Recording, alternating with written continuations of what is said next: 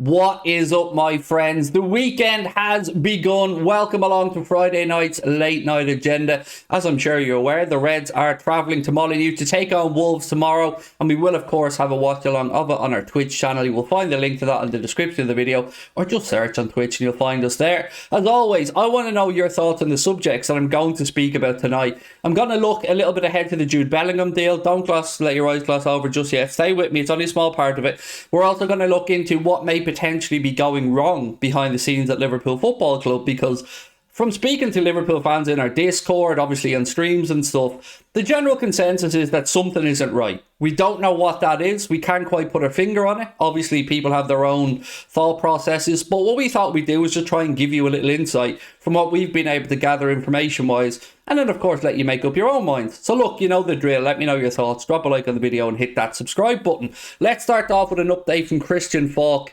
around the Jude Bellingham situation. Now, it's not an update that any of us are going to like, to be honest with you, but he has said that Dortmund now feel they have a suitable benchmark for Jude Bellingham thanks to Enzo Fernandez's Chelsea move. So, once again, cheers for that, Todd, for just going out there and spunking that 105, 106 mil on Enzo and making our job a little bit more difficult. So Liverpool now know what they have to do, according to Christian Falk, to go out there and get it. It should be no less, he says, than the transfer fee for Enzo Fernandez. And look, being honest with you, that's probably about right with regards to it being no less than the 105 that was paid to Benfica for Enzo Fernandez, because in my humble opinion, Bellingham's a better player than Enzo Fernandez. And although he had €120 million, £105 million buyout clause in his Benfica deal, none exists in the Bellingham deal. So I do think Christian Falk's probably right. We won't be getting him any less, I don't think. I mean, I'd be amazed if Liverpool pay less than €120 million for Bellingham, but that's what we're looking at anyway. So over to you, John W. Henry. Now we will move on to what I spoke about at the start of the video, the potential trouble going on behind the scenes at the football club. So we've taken a few different things from a few different journalists, and we thought we'd bring them to you and again let you make up your own mind. So Melissa Reddy has been quoted as saying, "It's been suggested that Julian Ward and Ian Graham are leaving their posts due to no longer feeling empowered to do their jobs to the best of their ability."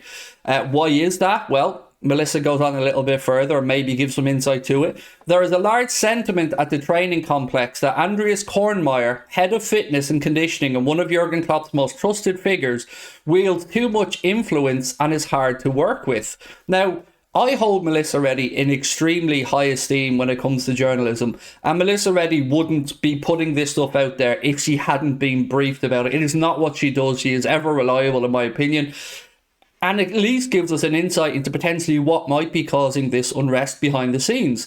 It's been no secret that Liverpool have looked to move away bit by bit from this analytically driven recruitment model to maybe just a bit more of an old-fashioned, some stats, some eyes, some scouts, the usual stuff. But if anybody behind the scenes at the football club, outside of Klopp, because, you know, he's the gaffer, but if anybody is causing some instability and causing the dressing room or the players to feel undervalued or frustrated, that person, in my humble opinion, needs to be removed. Because we wouldn't have thought Jurgen Klopp would ever allow a player to destabilise the group behind the scenes. So if he's allowing his head of fitness to do it, something needs to give, and questions need to be asked here, because we can't be carrying any passengers right now. We are already in trouble, and if the loss of Michael Edwards, or Julian Ward I should say, and the head of our analytics department is because of an argument behind the scenes, then we need to resolve that, because we need to get back to our harmonious squad where everybody pulling in the same direction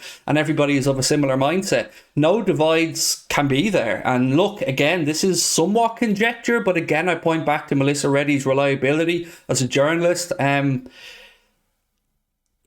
least it gives us an indication, because right now there's a lot of guessing games. A lot of people are moaning about Pep Linders, and there was nothing mentioned here from Melissa about Pep Linders causing any unrest behind the scenes. It had been suggested that maybe some players were a little bit annoyed about his book. Now, I have read that on a few occasions from a few different journalists, to be fair, and just because Melissa hasn't mentioned it in the extracts that we've brought to this video doesn't mean other journalists haven't been briefed or told it. So maybe it's a culmination of a few things, but whatever it is, Something isn't right, and it needs to be put right very, very quickly.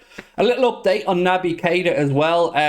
Caught Offside have said that Galatasaray are hoping to sign Naby Keita in the summer, and talks are ongoing at the minute. Steve Nicol, yes, that's Steve Nicol, he suggested that Liverpool would be crazy not to go out and try to sign N'Golo Kante in the summer. He said, if I'm a coach, the best team on the planet, and Kante is available, then I want to sign him. There are certain things that you take a chance on in football, and this is one of them. And you know what? I can understand his thought processes. I'm not saying I agree or disagree.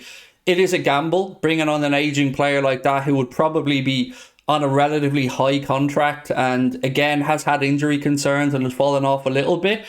But I do agree with him that having an N'Golo Kante in your squad makes your squad initially stronger. I do. It's just a matter of whether we could afford it or whether we could maybe give N'Golo Kante the game time that he'd possibly want. It's not just us that have been linked with him. I think Barcelona linked with him, maybe even Real Madrid and a couple of other teams. So let's wait and see on that one. But it isn't the worst idea in the world, right? I mean, he's on a free contract. If he can put those fitness concerns behind him, N'Golo Kante is a get. You know, you're getting a lovely fella. You're getting somebody who will certainly not put anyone's noses out of joint behind the scenes. He'll get on with people. He's a humble guy. He's Mr. Nice Guy in football. So, look, I'd have no issues, but I want to know what you think. Finally then, Jurgen Klopp has been speaking about the situation with Fabinho at the minute and Stefan Bajcetic. And he's speaking about Fabinho. Klopp said there are no arguments or anything like that. He knows that he's not flying. So again, honesty from the gaffer there. Fabinho's not playing well. You know it. I know it. The manager knows it. Fabinho knows it. He goes on to say, it's now really helpful that we have Stefan Bajcetic, as we needed this, the guy who wants to win challenges and protect everyone and plays football. I wonder though, was that perhaps a sly little dig towards Fabinho? Just read it back again. It's now really helpful that we have Stefan, as we needed this. No problem with that, but it's the last part of it. The guy who wants to win challenges and protect everyone and plays football. I don't know. I interpret that he's saying that Fabinho hasn't been doing that or isn't willing to do that, and Stefan is, and that's why he's playing. That's my interpretation of it. And finally then, Diogo Jota has had a handful of sessions with the squad this week, and he should be back in full training next week, which is really good news, because the sooner the better we start getting our injured forwards back, the sooner that we start hopefully giving Mohamed Salah a bit of support. Because the gaffer also spoke at his press conference about Mohamed Salah's form. He said Mo hasn't lost confidence. It's like all strikers, when it's going well, and they can go through periods like he is. Each striker benefits from settled things, everybody knows that.